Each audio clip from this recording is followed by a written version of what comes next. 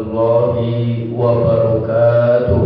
Waalaikumsalam warahmatullahi wabarakatuh. Alhamdulillahirabbil alamin wa bihi nasta'in ala umuri dunya waddin. Wassalatu wassalamu ala asrofil anbiya'i wal mursalin wa ala sayyidina Muhammadin wa ala alihi wa sahbihi ajma'in. Rabbi ishrah li sadri wa yassir li amri wahlul 'uqdatam min lisani yafqahu qawli. Subhanaka la ilma lana illa ma 'allamtana innaka antal alimul hakim. Alhamdulillahirabbil alamin. Bapak-bapak jamaah Masjid Al-Madinah yang dirahmati Allah, alhamdulillahirabbil alamin. Pertama-tama dan yang paling utama, marilah kita selalu panjatkan puja dan puji syukur kehadirat Allah Subhanahu wa taala yang mana sampai pada pagi hari ini kita masih bisa dilimpahkan beribu-ribu nikmat Allah Subhanahu wa taala yang kita tidak mungkin bisa menghitungnya. Yang terpenting pada pagi hari ini kita masih dilimpahkan nikmat iman, nikmat Islam, nikmat kesehatan dan juga nikmat kesempatan, sehingga pada pagi hari ini kita masih bisa bersama-sama melaksanakan sholat subuh berjamaah di Masjid Al-Madinah yang kita cintai ini. Mudah-mudahan ini merupakan bentuk wujud syukur kita kepada Allah Subhanahu wa taala yang telah memberi begitu banyak nikmat, dan mudah-mudahan kelak apa yang kita lakukan ini tercatat sebagai amal ibadah yang di timbangan nanti adalah amal kebaikan. Amin ya Allah ya rabbal alamin. Salawat serta salam semoga senantiasa tercurahkan kepada junjungan kita Nabi besar Muhammad sallallahu alaihi wasallam beserta keluarganya, para sahabatnya dan juga para pengikutnya, dan mudah-mudahan kelak kita yang hadir di tempat ini tergolong umat Nabi Muhammad sallallahu alaihi wasallam yang mendapatkan syafaat beliau. Amin ya Allah ya rabbal alamin. Jemaah Masjid Al-Madinah yang dirahmati Allah, pada pagi hari ini yang berkesempatan untuk memberikan tausiah yaitu Bapak Ustadz Mahar. Alhamdulillah beliau sudah hadir di tengah-tengah kita. Nanti beliau akan memberikan tausiah sampai pada waktu subuh, dan di akhir sesi ada tanya jawab. Barangkali ada jemaah yang ingin bertanya atau ingin menambahkan atau bertanya di luar kajian, di luar bab tersebut pada pagi hari ini, dipersilakan di sesi nanti. Baiklah, untuk mempersingkat waktu kepada Bapak Ustadz Mahar kami persilakan.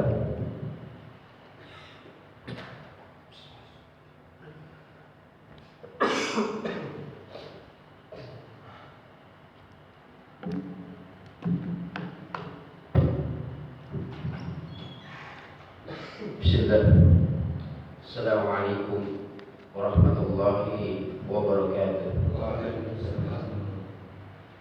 Alhamdulillah alladzi khalaqal mauta wal hayata liyabluwakum ayyukum ahsanu amala. Asbahna ala fitratil Islam wa kalimatil ikhlas wa ala dini nabiyina Muhammad sallallahu alaihi wasallam wa ala millati abina Ibrahim hanifa wa ma kana minal musyrikin.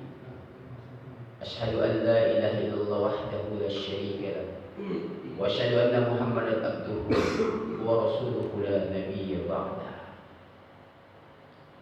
Alhamdulillah, segala puja dan puji bagi Allah Azza wa Jalla yang pagi hari ini menghidupkan kita dari kematian sementara kita.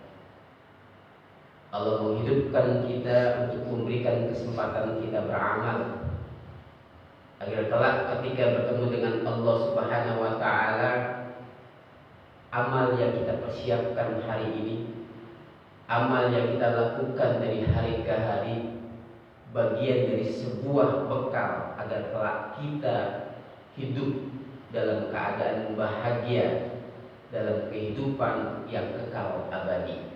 Karena sesungguhnya kehidupan dunia adalah kehidupan yang sementara, kehidupan yang tidak abadi. Kelak kita akan menuju kehidupan yang abadi setelah kematian. Oleh karena itu, bicara kehidupan, kita butuh bekal untuk mempersiapkan kehidupan itu. Jangankan kehidupan yang kekal abadi, kehidupan yang hari ini kita lakukan, yang kita jalani, setiap harinya kita butuh bekal. Bekal untuk mengarungi kehidupan ini, bekal untuk menjadi manusia-manusia yang bahagia dalam kehidupannya, sehingga kebahagiaan itu didasari dari bekal apa yang kita penuhi, kita dapatkan, kita bawa untuk menjalani kehidupan tersebut. Salawat beriring salam selalu tercurah kepada junjungan kita Nabi besar Muhammad sallallahu alaihi wasallam. Semoga kelak syafaatnya diberikan kepada kita yang hadir di majelis ilmu. Syafaatnya menjadikan kita untuk bisa masuk ke dalam surganya Allah Subhanahu wa taala, dan semoga syafaatnya adalah bagian dari sebuah syafaat yang kita nantikan untuk sama-sama kita menjadi manusia-manusia yang sukses secara hakiki, yaitu berada di surganya Allah Subhanahu wa taala. Karena sesungguhnya sukses dunia adalah sukses yang tidak ada barometernya. Akan tetapi kesuksesan yang hakiki adalah ketika kita ending dari hidup kita berada di surganya Allah Subhanahu wa taala.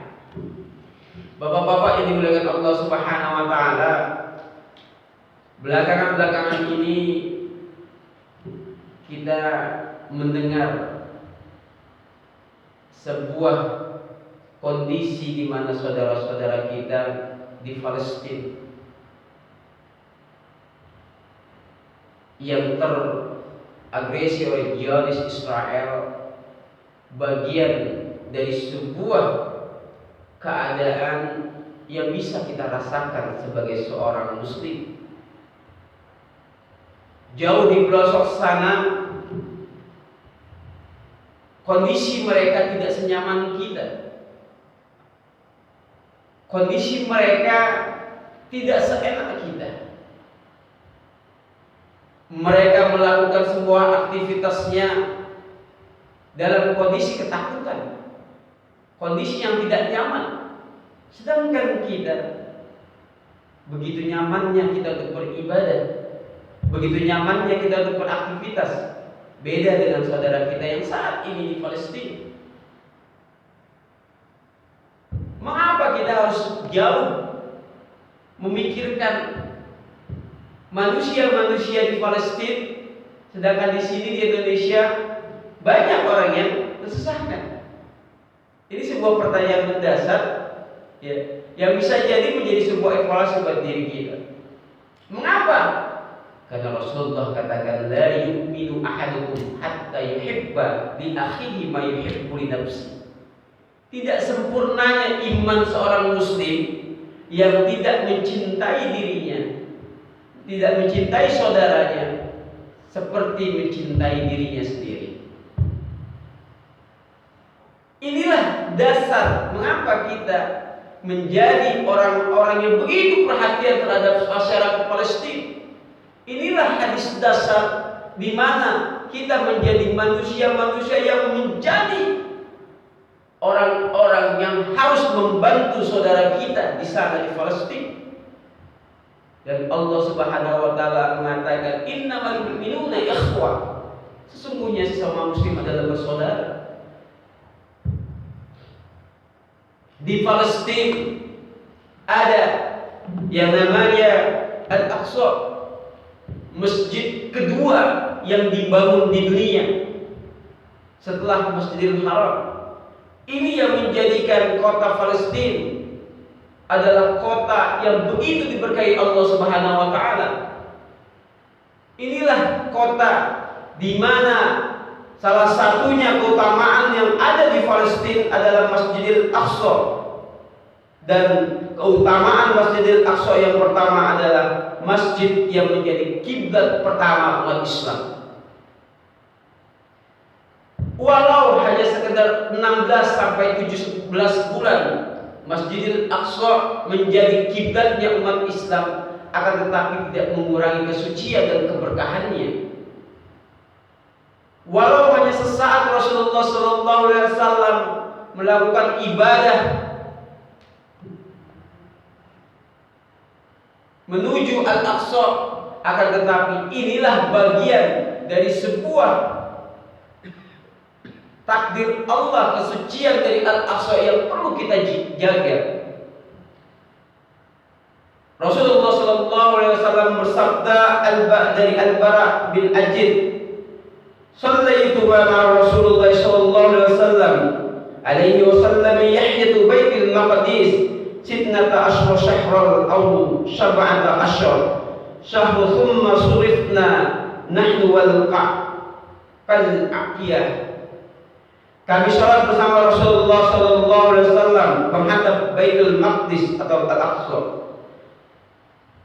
16 bulan atau sampai 17 bulan, kemudian kami dipalingkan menghadap Ka'bah.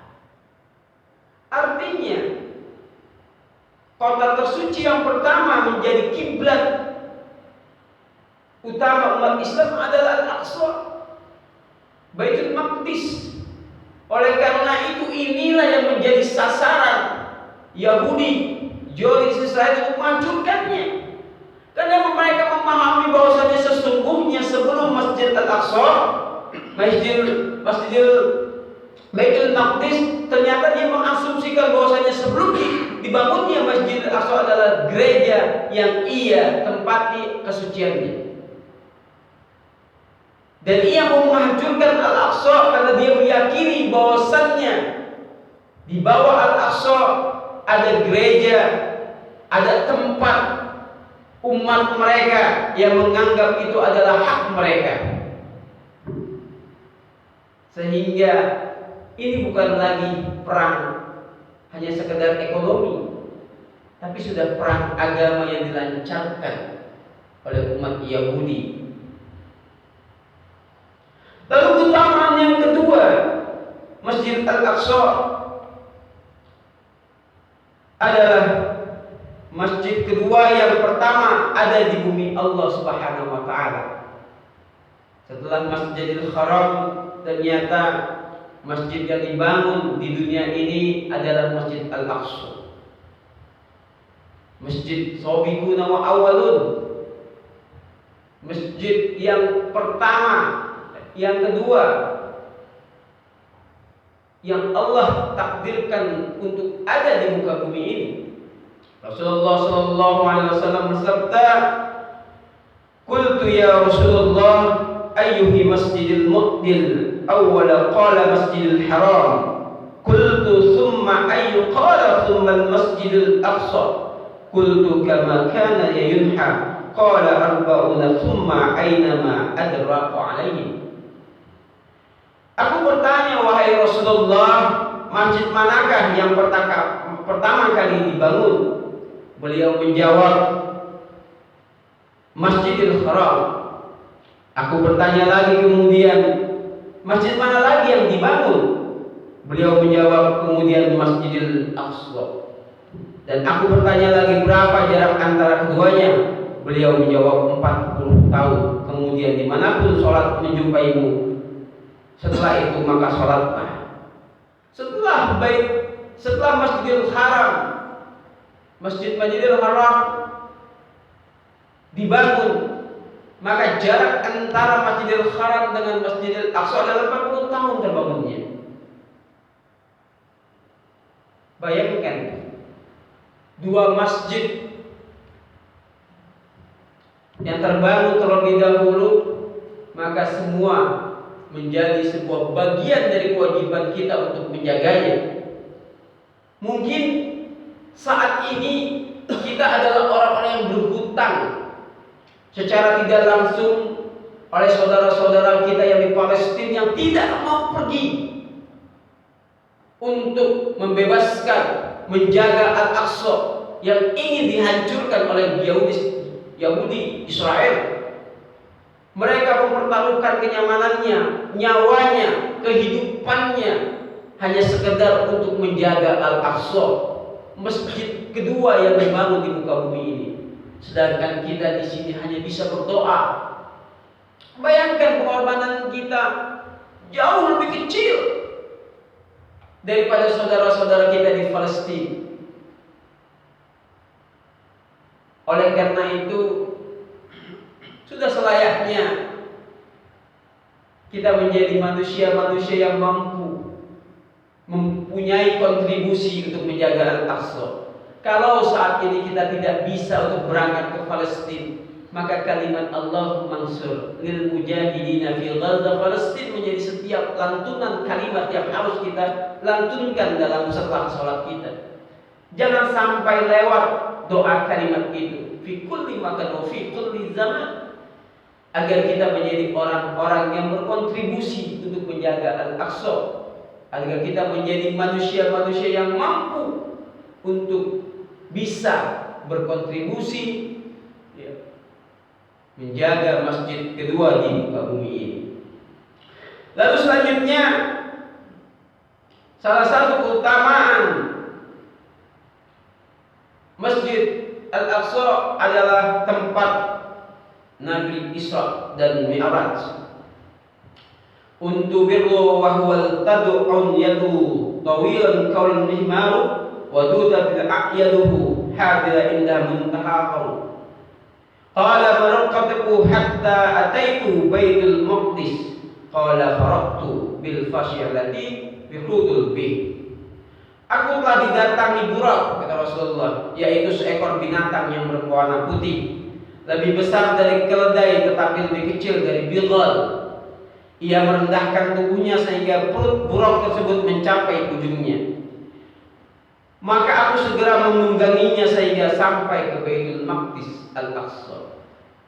Bayangkan, bukan hanya sekedar masjid, bukan hanya sekedar masjid kedua yang dibangun oleh Rasulullah di muka bumi ini, akan tetapi ternyata Masjidil Al-Aqsa, Baitul Maqdis adalah tempat Rasulullah hijrah sebelum ke langit ketujuh.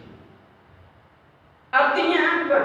Artinya tempat ini adalah tempat yang suci, tempat menjadi singgahnya umat terbaik, manusia terbaik, umat Rasulullah SAW sebelum bertemu Allah dan diperintahkan untuk melakukan kewajiban sholat. Dan ternyata keutamaan dari Masjid Al-Aqsa juga adalah doa dan harapan Nabi Musa alaihissalam. Rasulullah sallallahu alaihi wasallam bersabda, "Man arada maqdis ramita bihajar." Faqala Rasulullah sallallahu alaihi wasallam, "Falau kunta summal artikum qari ila janibil arad tahta skizatul aham." Musa memohon agar ia didekatkan dengan tanah suci Baitul Maqdis sedekat lemparan batu. Rasulullah sallallahu alaihi wasallam bersabda, "Jika aku berada di sana, tentu akan aku tunjukkan kuburannya di sebuah tepian jalan di bawah gundukan tanah merah." Nabi Musa pun ternyata dimakamkan di Masjid Baitul Maqdis. Dan itulah menjadi keutamaan Al-Aqsa. Lalu keutamaan Masjidil Aqsa adalah ketika kita sholat, pahalanya berbeda dengan masjid-masjid yang lain. Oleh karena itu dianjurkan kita untuk berziarah ke Al-Aqsa.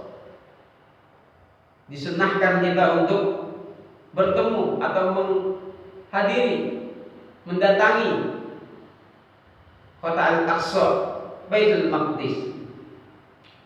Dan keutamaan terakhir, bahwasanya ini yang mungkin menjadi sebuah pengetahuan kita yang berbeda Masjidil Aqsa adalah lokasi mahsyar. Masjidil Aqsa atau Baitul Maqdis merupakan bagian dari lokasi mahsyar. Apa itu mahsyar? Mahsyar adalah tempat dikumpulkannya seluruh manusia untuk proses hisab setelah terjadinya kiamat. Ya Nabiyullah aftina fi Baitil Maqdis faqala ardul mahsyar wal mansyar. Wahai Nabi Allah, berikan aku fatwa tentang Baitul Maqdis. Rasulullah sallallahu alaihi wasallam menjawab, Baitul Maqdis adalah tempat mahsyar, tempat berkumpulnya manusia untuk dihisab, dan mahsyar tempat dibangkitkannya manusia setelah kematian. Ternyata bumi yang saat ini, kota yang disebut yang disebut Masjid Al-Aqsa, yang berada di Masjid Al-Aqsa adalah tempat nanti kelak kita berkumpul untuk Allah Subhanahu wa taala mengevaluasi segala amal soleh kita dalam kehidupan kita. Dan ini menjadi sebuah semangat tad'iyah kita untuk mengetahui, membela, menjaga agar kelak Masjid Al-Aqsa mampu menjadi wilayah yang selalu Allah berkahi, yang selalu Allah jadikan kenyamanannya, sehingga kelak Masjidil Aqsa bebas dari Zionis Israel. Hadirin yang dimuliakan Allah Subhanahu wa taala, sesungguhnya yang namanya hak dan batil adalah sebuah kondisi atau keadaan yang tidak pernah akan hilang di muka bumi Allah Subhanahu wa taala. Kondisi yang hak, yang benar, dan kondisi yang batil akan selalu ada, beriringan, ya, beriringan berjalannya di muka bumi Allah Subhanahu wa taala. Hadirin yang dimuliakan Allah Subhanahu wa taala, bahkan Allah Subhanahu wa taala menggilir kemenangan yang hak dan batil. Dan ternyata kemenangan itu adalah sebuah sunnatullah yang Allah takdirkan bergilir antara hak dan yang batil. Apa contohnya? Kita bisa lihat di mana Allah Subhanahu wa taala memberikan kemenangan yang hak ketika Rasulullah dan para sahabatnya menang di perang Badar. Itulah yang hak yang diberikan takdir oleh Allah Subhanahu wa taala tentang kemenangan. Akan tetapi yang batil pun Allah berikan giliran kemenangan, di mana Rasulullah dan para sahabat mengalami kekalahan di perang Uhud. Mengapa Allah gilirkan kemenangan itu? Agar kelak umat-umat Nabi Muhammad SAW mengambil pelajaran dan hikmah dari kemenangan dan kekalahan. Di surat Al-Imran ayat 140, Allah Subhanahu wa taala berfirman, "Iyamsaskum qarhun faqad massal qauma qawhum muslah wa tilkal ayyamu nudawiluha bainan nas wa liya'lamallahu alladhina amanu wa yattakhidha minkum syuhada'a wallahu yuhibbul zalimin."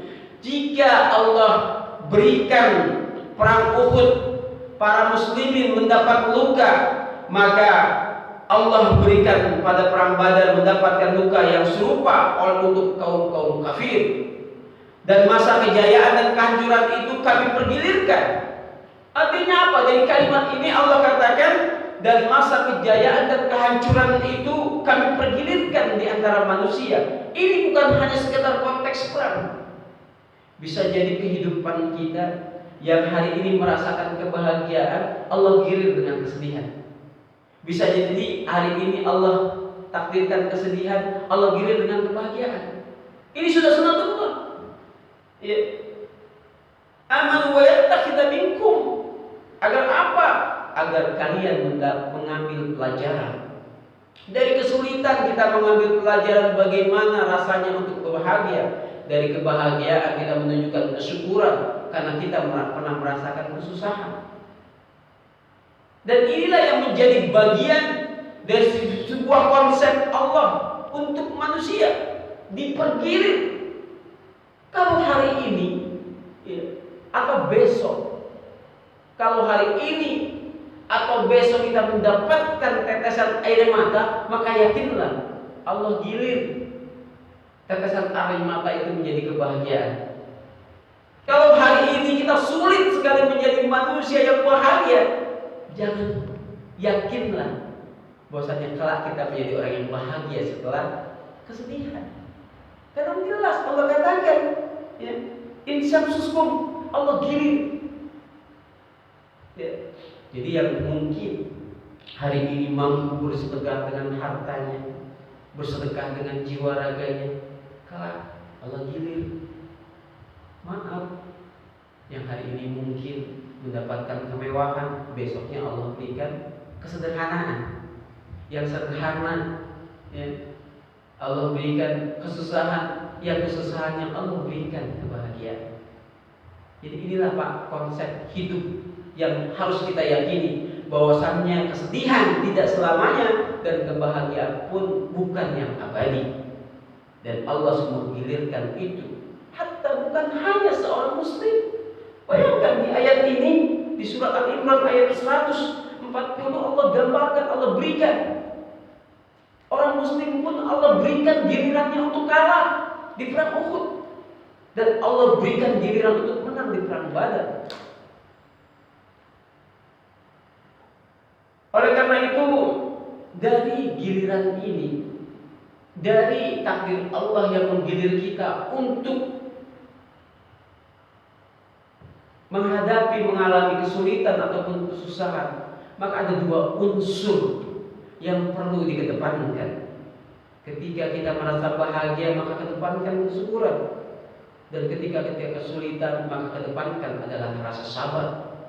Karena dua inilah konsep, dua inilah kunci ketika kita menghadapi kehidupan yang Allah takdirkan.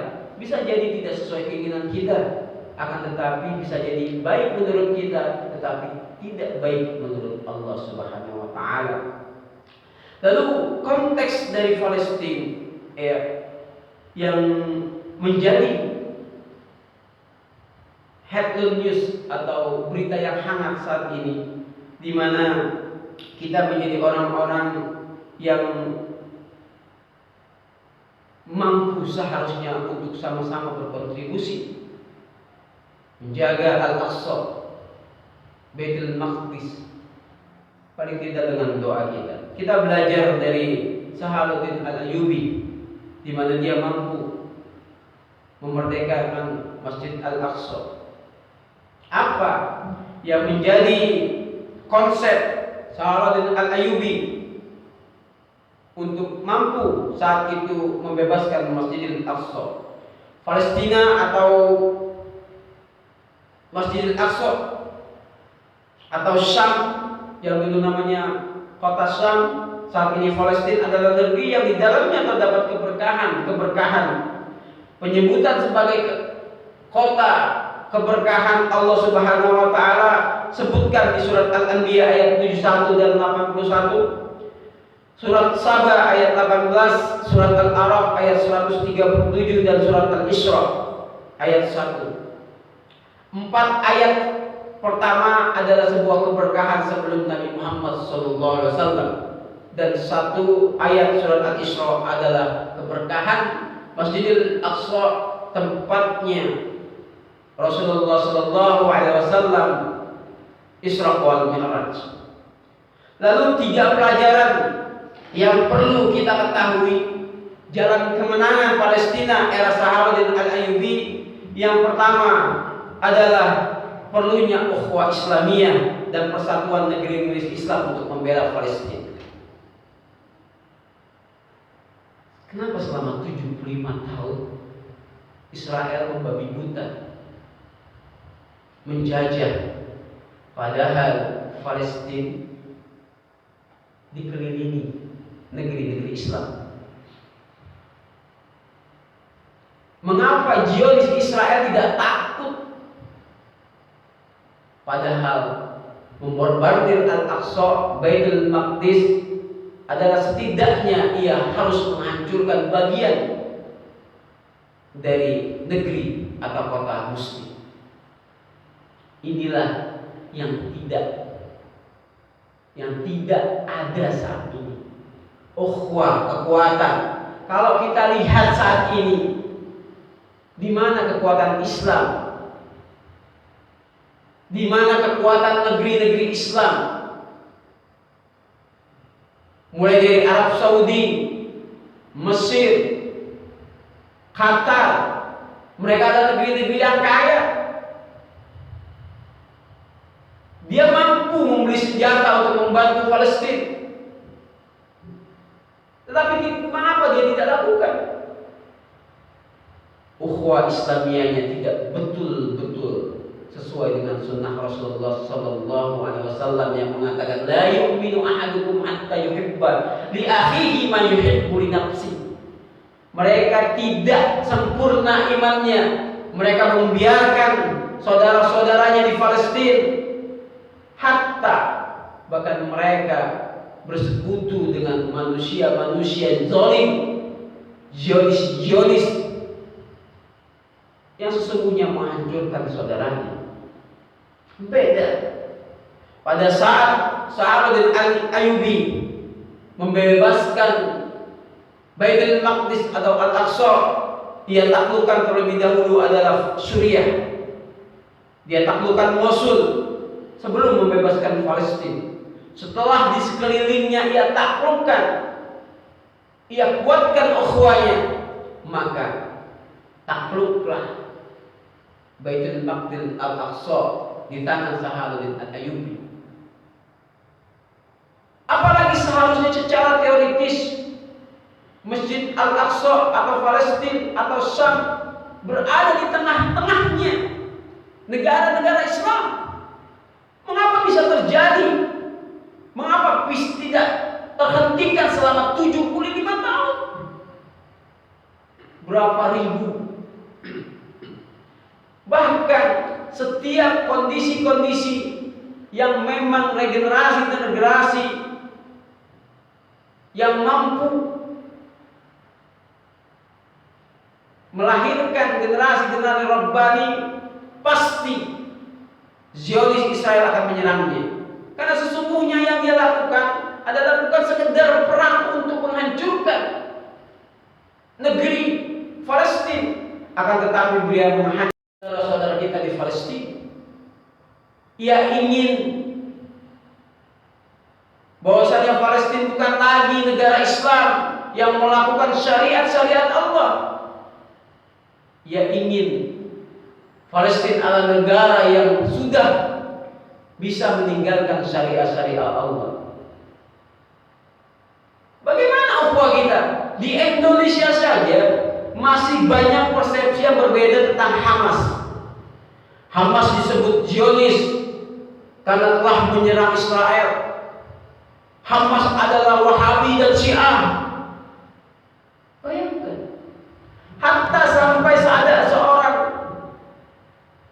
ulama besar mengatakan seharusnya Hamas pindah dari Palestina karena lemah dari sisi kecanggihan senjata. Seperti Rasulullah SAW pindah dari Mekah ke Madinah karena lemah. Ini sebuah statement atau pemikiran yang salah. Pada saat itu Rasulullah SAW pindah dari Mekah ke Madinah bukan karena lemah, bukan karena takut untuk memerangi kafir saat itu. Akan tetapi Allah Subhanahu wa taala tidak memerintahkan Rasulullah dan para sahabat untuk melawan atau memerangi kafir saat itu. Sekali lagi, kalau ada statement yang mengatakan seharusnya Hamas pindah dari Palestina karena lemah dari sisi senjata dan kecanggihan, maka sesungguhnya manusia ini adalah manusia yang tidak mempelajari sesungguhnya keutuhan dalam syarah Nabawiyah. Jadi sekali lagi Rasulullah SAW pindah atau hijrah dari Mekah ke Madinah bukan karena jumlah umat Islam yang kecil, bukan karena lemah, akan tetapi tidak ada perintah dari Allah Subhanahu wa taala untuk memerangi atau melawan kaum kafir saat itu. Setelah di surat Al-Baqarah ayat 216 Allah Subhanahu wa taala turunkan untuk Rasulullah dan para sahabatnya melawan untuk memerangi, maka timbullah perang Badar. Lalu timbul perang Uhud, Khandaq dan sebagainya. Jadi bisa jadi Palestina belum merdeka, selain takdir Allah belum memberikan kemenangan, adanya ukhuwah yang retak, adanya ukhuwah yang tidak terjalin secara baik. Bayangkan, Hamas yang membela negaranya disebut Wahabi, Yahudi, Syiah, karena ialah yang pertama kali menyerang. Ini bicara mempertahankan hak milik dari sebuah negeri yang Allah karuniakan, diambil oleh Zionis Israel. Ini bagian dari jihad. Hamas bukanlah seorang teroris. Hamas adalah bagian dari tentara Allah Subhanahu wa taala yang diperintahkan, ditakdirkan oleh Allah Subhanahu wa taala untuk mempertahankan Al-Aqsa, Baitul Maqdis. Dari sini saja kita sudah beda persepsinya. Umat Islam tidak menyatu. Umat Islam tidak berukhuwah secara utuh. Ada sebagian ulama yang mengatakan Hamas biang keladi, Hamaslah yang harus bertanggung jawab dengan kematian-kematian yang ada di bumi Palestina. Padahal Hamaslah brigade Allah Subhanahu wa taala yang mempertahankan Palestina. Ini yang menjadi Allah takdirkan, Allah tunda kemenangan Palestina. Akan tetapi kita yakin bahwasanya Palestina akan merdeka sesuai dengan janji Allah. Sesuai dengan janji Allah di surat Al-Imran ayat 140. Saat ini yang batil Allah berikan kemenangan, nanti kelak yang hak Allah berikan kemenangan. Mudah-mudahan di negeri kita juga nanti tahun 2024 ya kita pilih ya Allah, mudah-mudahan mengilir ya pemimpin yang hak, karena selama ini kita merasa pemimpinnya batil. Umat Islam kalau disudutkan di rezim ini, mudah-mudahan di rezim yang akan datang umat Islam berjaya karena Allah gilir kemenangannya. Itu yang pertama. Salahuddin Al-Ayyubi meraih Al-Aqsa dengan ukhuwah yang begitu tinggi dan sesuai dengan sunnah Rasulullah SAW. Yang kedua, perlunya perjuangan semaksimal kemampuan untuk menyongsong kemerdekaan Palestina dari penjajahan Yahudi Israel. Saat ini umat Islam perlu berjuang sesuai dengan kemampuannya. Perjuangan ini meliputi anggota badan bagi mereka yang mampu, membantu dengan anggota badan kebijakan bagi mereka yang punya kekuasaan, harta bagi yang mampu mensisihkan, ucapan bagi seorang dai, tulisan bagi seorang cendekiawan, media massa dan lainnya sebagai yang dapat menguntungkan umat Islam dan mengakhiri aksi penjajahan. Artinya setiap lini yang mampu kita manfaatkan untuk meraih kemenangan Palestina kita lakukan. Kita yang mungkin mempunyai harta kita dermakan. Kita yang tidak punya harta yang mempunyai doa kita lantunkan. Kita mungkin yang mempunyai kekuasaan wabil khusus pemimpin negeri ini yang mampu kalau bisa untuk membantu Palestina dengan jasadnya kirim. Itu kalau pemerintah kita berpihak. Yang berdebat dengan Babe Haikal yang mengatakan sesungguhnya yang memulai adalah Hamas, sampai masuk ke kamar-kamar orang Israel dan membunuhnya, membunuh anak-anak kecil, ibu-ibu. Padahal sesungguhnya realnya tidak seperti itu, kenyataannya tidak seperti itu. Rasulullah mengajarkan kita dalam berperang dan Hamas menggunakan sunnah Rasulullah SAW mengharamkan untuk membunuh anak kecil dan wanita, dan itu dilakukan oleh Hamas. Apakah berita itu menjadi bagian berita yang diiyakan di luar sana? Banyak yang tidak mempercayai, hatta karena di frame oleh media-media yang tidak mendukung kemerdekaan Palestina. Kita mengetahui berita yang ada di luar sana jauh lebih banyak menyudutkan Hamas daripada menyalahkan Zionis Israel. Disinilah ketidakmampuan kita, kalahnya kita terhadap media massa. Media yang sesungguhnya membuat opini, media yang seharusnya menjadikan informasi yang valid, akan tetapi media saat ini digunakan untuk membuat opini yang tidak benar bila Islam menuju kepada kejayaannya. Lalu selanjutnya, Sa'ad bin Al-Ayyubi, selain itu selanjutnya perlu selalu mendoakan mereka.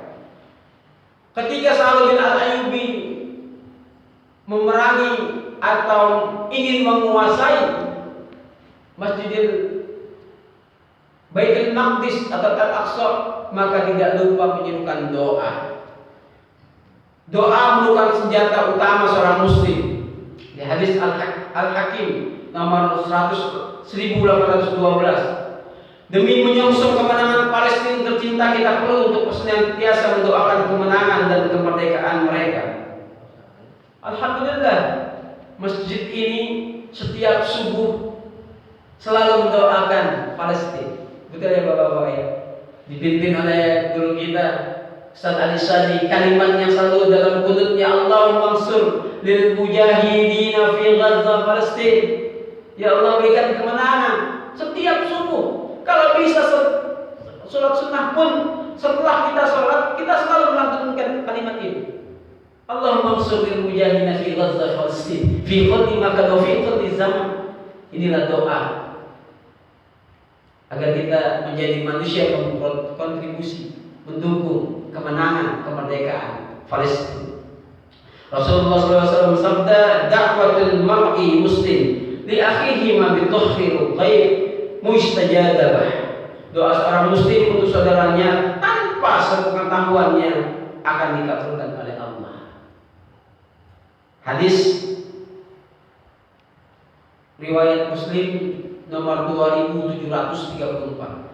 Jadi seorang muslim yang mendoakan saudaranya tanpa diketahui saudaranya adalah doa yang mustajab. Perlu diingat. Hadisnya sahih. Riwayat Muslim. Jadi saja mungkin bapak-bapak yang dimuliakan Allah Subhanahu wa taala, semoga kita menjadi orang yang berkontribusi untuk membebaskan Palestina. Kontribusi kita mungkin melalui doa saat ini. Kontribusi kita mungkin bisa menjadi kontribusi lewat harta kita, hatta kontribusi kita dari apa yang kita miliki dan mempunyai kemampuan untuk sama-sama kita mendoakan saudara kita agar bebas dari cengkraman Zionis Israel, dan semoga Allah Subhanahu wa taala mempercepat memberi kemerdekaan dan kemenangan untuk saudara-saudara kita di Palestina. Aku bingung. Wassalamualaikum warahmatullahi wabarakatuh.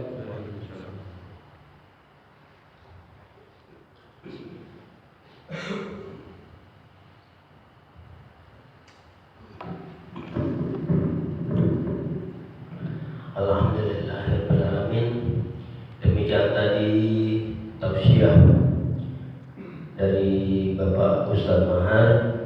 Mudah-mudahan apa yang disampaikan bisa bermanfaat untuk kita semua, baik di dunia ini maupun di akhirat nanti. Amin ya Allah ya rabbal alamin. Baiklah, sebelum ditutup, barangkali ada jamaah yang ingin bertanya atau ingin menambahkan, dipersilakan.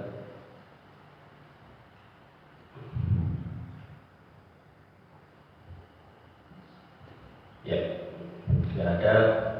Baiklah, sebelum ditutup, marilah kita baca hamdalah bersama-sama dan doa tutup majelis.